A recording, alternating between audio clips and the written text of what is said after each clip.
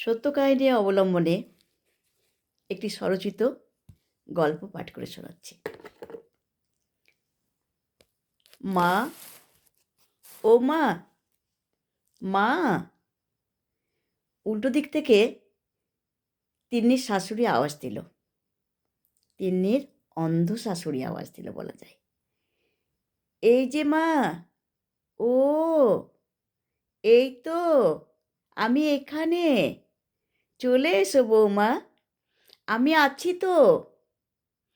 দীর্ঘ 9 কিলোমিটার যখন তিন্নি সাইকেলটা চালিয়ে আসছিল, ঘুটঘুটে অন্ধকারে তার ভয়ের ভিতরটা কাঁপছিল একদম। এবং সেখানে কোনো লাইটের ব্যবস্থা ছিল না, কারেন্টের ব্যবস্থা ছিল না, বলা ভালো আলো ছিল না। কারণ তখনকার দিনে ওই জায়গাতে কারেন্টের কোনো ঠিকানাই ছিল না। যখন মা বললেন, তার অন্ধ শাশুড়ি মা বললেন, আমি আছি তো, চলে এসো বৌমা। বৌমার বুকের ভিতরের মনের মণিকোঠাতে যতগুলো বাল্ব জ্বালা যায়, ফটফটি বাল্ব জ্বলে উঠল। এই ভরসাতে মা বললেন, আমি আছি তো। এই হলো মা, এই মা ডাকের শক্তি। তিনি সবসময় মনে করত মা কোনো মানুষ নয়, মা হলো এক শক্তির উৎস। যাকে একবার ডাকলে, যাকে একবার ভালোবাসলে, যার চরণে একবার আশ্রয় নিলে, তার জীবন ধন্য হয়ে যায়। সে জীবনে যা চায় তাই পায়, তার সর্বসুখ তার হাতের মুঠোয় এসে যায়। এটা ছিল তিন্নির দৃঢ় বিশ্বাস। এই বিশ্বাসটাকে কাজে লাগিয়েই যখন তার সম্বন্ধ হয়, প্রথম সম্বন্ধ এবং শেষই সম্বন্ধ সেটা তার, সে জীবনের একটা লক্ষ্যে এগোচ্ছিল, এমন সময় একটি ছেলে তাকে দেখতে আসে। দেখতে এসে তার প্রথম কথা, আমার মা অন্ধ হয়ে গেছে। আমি অনেক মেয়ে দেখলাম, কিন্তু কোনো মেয়ে আমার মায়ের সেবা করতে যেতে চাইছে না। আমার মাকে দেখতে হবে। আমি আমার মায়ের জন্য বিয়ে করছি। আমার দিদিদের বিয়ে হয়ে গেছে, আমার দাদা এখন বিয়ে করতে চাইছে না। আমার মায়ের জন্য আমি বিয়ে করছি। ওই মাতৃভক্ত ছেলের করুণ আর্তনাদ, মায়ের প্রতি তার অগুঢ় ভালোবাসা তিন্নির হৃদয় স্পর্শ করেছিল। তাই তিন্নি এই সুযোগটাকে সঙ্গে সঙ্গে হাতে নিয়ে নিয়েছিল, শপথ নিয়ে নিয়েছিল, না, জীবনে যে লক্ষ্যই আমার স্থাপিত হোক না কেন, সেখান থেকে সরে এসে আমি এটা গ্রহণ করব।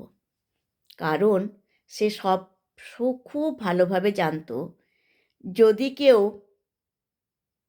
কোনো অন্ধ মানুষকে রাস্তার এপার থেকে ওপারে নিয়ে যায়, তার নাকি আর গঙ্গা স্নানের প্রয়োজন হয় না।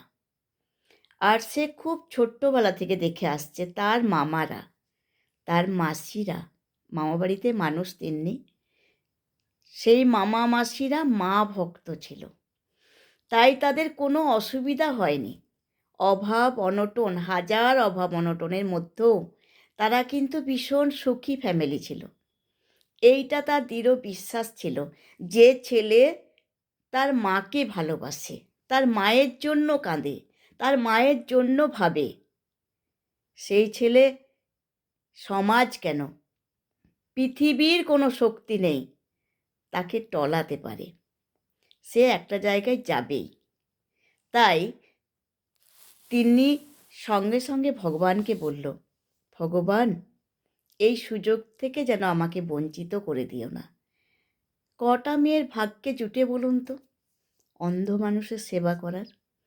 তিন্নি সেই মুহূর্তে কোনো কিছু না ভেবে, এতটুকুও সময় না নিয়ে তার মাকে বলেছিল, ভালো মন্দ বুঝি না মা, যে ছেলে মাকে ভালোবাসে সে ছেলে একেবারে সুখী হবেই হবে, এটার গ্যারেন্টি।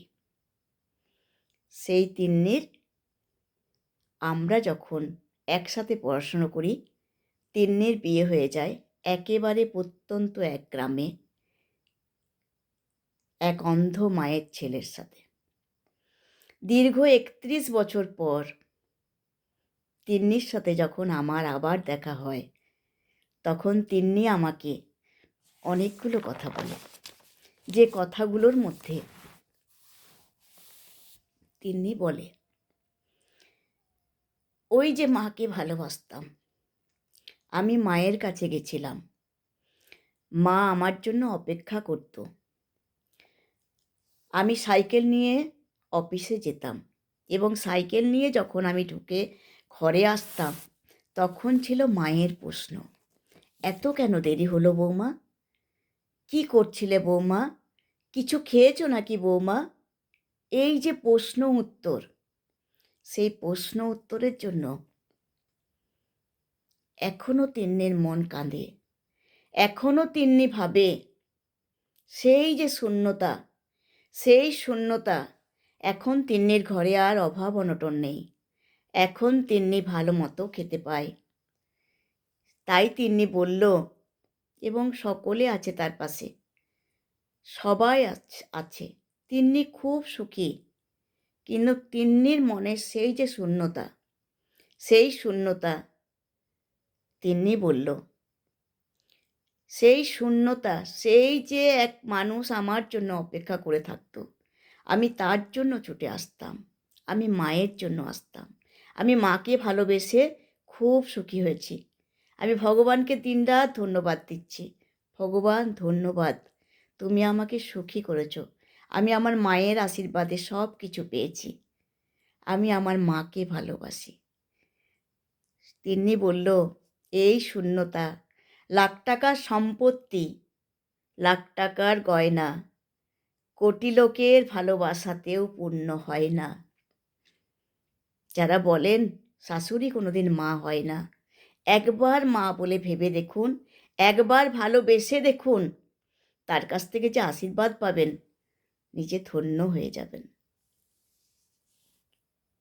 মাকে, মা শক্তিতে আশ্রয় করে দেখুন, মায়ের উপর ভরসা করে দেখুন, মাকে পুজো করে দেখুন, মাকে ভালোবেসে দেখুন, ধন্য হয়ে যাবেন।